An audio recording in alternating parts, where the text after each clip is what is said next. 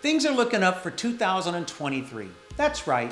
New loan limits have just been released for conventional and FHA loans, and I've got all the numbers that you need to know to take your buying power to the next level. FHA loans are increasing from $420,000 to $472,000, effective January 1st. That's a $51,000 increase than it was in 2022. Conventional loans are jumping from $647,000 to $726,000. That's a $79,000 increase in 2022. Conventional limits are well on their way to hit that $1 million mark in the next few years.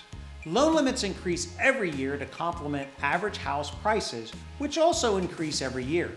But with these new loan limits paired with the projected low interest rates of 2023, you'll be able to afford even more of a house. What does this mean to you? It means that you can qualify for more of a home using a conventional loan. And the guidelines are much easier to get into than using a jumbo loan. With an FHA loan, this means that you'll be able to qualify for more of a home using the relaxed government guidelines, opposed to conventional loans.